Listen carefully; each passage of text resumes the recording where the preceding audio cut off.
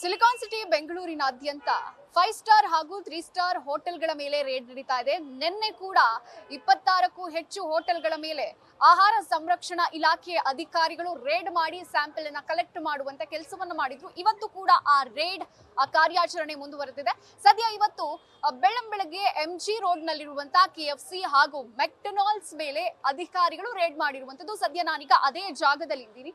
ನೀವು ಗಮನಿಸ್ತಾ ಹೋಗಬಹುದು, KFC ಹಾಗೂ ಕೆಂಟಿಕೋ ಫ್ರೈಡ್ ಚಿಕನ್ ಹಾಗೂ ಮೆಕ್ಡೊನಾಲ್ಡ್ಸ್ ಎರಡು ಅಂಗಡಿಗಳು ಕೂಡ ಅಕ್ಕಪಕ್ಕ ಇರುವಂತದ್ದು. ಎರಡು ಅಂಗಡಿಗಳ ಮೇಲೆ ಆಹಾರ ಸಂರಕ್ಷಣಾ ಇಲಾಖೆ ಅಧಿಕಾರಿಗಳು ರೇಡ್ ಮಾಡಿ ಸ್ಯಾಂಪಲ್ ಅನ್ನ ಕಲೆಕ್ಟ್ ಮಾಡುವಂತಹ ಒಂದು ಕೆಲಸವನ್ನ ಮಾಡಿರುವಂತದ್ದು. ನಿನ್ನೆ ಸಾಕಷ್ಟು 5 ಸ್ಟಾರ್ ಹಾಗೂ 3 ಸ್ಟಾರ್ ಹೋಟೆಲ್ಗಳ ಮೇಲೆ ರೇಡ್ ಮಾಡುವಂತ ಕೆಲಸವನ್ನ ಮಾಡಿದ್ರು. ಆ ಸಮಯದಲ್ಲಿ ಎಕ್ಸ್ಪೈರ್ ಆಗಿರುವಂತಹ ಹಾಲು, ಪನ್ನೀರ್ ಆಗಿರ್ಬೋದು, ಮಾಂಸ ಪತ್ತೆ ಆಗಿತ್ತು. ಇವತ್ತು ಕೂಡ ಆ ರೇಡ್ ಮುಂದುವರೆದಿದೆ. ಇವತ್ತು MG ರೋಡ್ ನಲ್ಲಿ ರೇಡ್ ಮಾಡುವಂತ ಕೆಲಸ ಮಾಡಿರೋದು. ಸದ್ಯ ನಾವು ಒಳಭಾಗದಲ್ಲಿ ಗಮನಿಸ್ತಾ ಹೋಗ್ತೀವಿ. ಈ ಮೆಕ್ಡೊನಾಲ್ಡ್ಸ್ ಹಾಗೂ KFC ಎರಡೂ ಕೂಡ ಫಾಸ್ಟ್ ಫುಡ್ ಹಾಗೆ ಜಂಕ್ ಫುಡ್ ರಿಲೇಟೆಡ್ ಅಂಗಡಿಗಳು.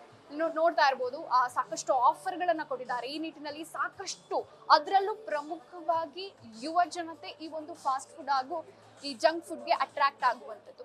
ಸೊ ಹೀಗಾಗಿ ಆಹಾರ ಸಂರಕ್ಷಣಾ ಇಲಾಖೆ ಅಧಿಕಾರಿಗಳು ರೇಡ್ ಮಾಡಿ ಪರಿಶೀಲನೆ ಮಾಡುವಂತ ಕೆಲಸವನ್ನ ಮಾಡಿರುವಂತದ್ದು. ಹೈಜಿನ್ ಯಾವ ರೀತಿ ಇದೆ, ಆಹಾರದ ಗುಣಮಟ್ಟ ಯಾವ ರೀತಿ ಇದೆ, ಎಲ್ಲದರ ಸ್ಯಾಂಪಲ್ಸ್ ಅನ್ನ ಕೂಡ ಕಲೆಕ್ಟ್ ಮಾಡುವಂತ ಕೆಲಸವನ್ನ ಮಾಡಿರುವಂತದ್ದು. ಆ ಸ್ಯಾಂಪಲ್ ಗಳನ್ನ ಲ್ಯಾಬ್ಗೆ ರವಾನೆ ಮಾಡುವಂತ ಕೆಲಸವನ್ನ ಆಹಾರ ಸಂರಕ್ಷಣಾ ಇಲಾಖೆ ಅಧಿಕಾರಿಗಳು ಮಾಡಿದ್ದಾರೆ. ಆ ಲ್ಯಾಬ್ ರಿಪೋರ್ಟ್ ಬಂದ ನಂತರ ಆ ಒಂದು ವರದಿಯಲ್ಲಿ ಇನ್ ಕೇಸ್ ಆಹಾರದ ಗುಣಮಟ್ಟ ಕಳಪೆ ಇತ್ತು ಅಂತ ಆಯ್ತು ಅಂದ್ರೆ ಅಂಥ ಒಂದು ಅಂಗಡಿಗಳ ಮೇಲೆ ಕಟ್ಟುನಿಟ್ಟಿನ ಕ್ರಮವನ್ನ ತೆಗೆದುಕೊಳ್ತೀವಿ.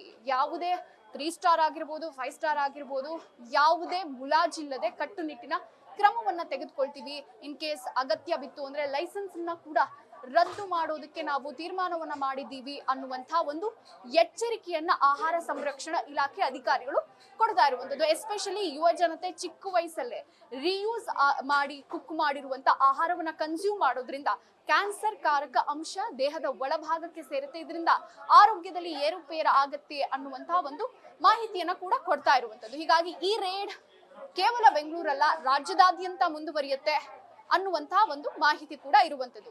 ವಿಡಿಯೋ ಜರ್ನಲಿಸ್ಟ್ ಅಶ್ವಥ್ ಜೊತೆ ಚಂದನ ಶೆಟ್ಟಿ, ನ್ಯೂಸ್ ಫಸ್ಟ್ ಬೆಂಗಳೂರು.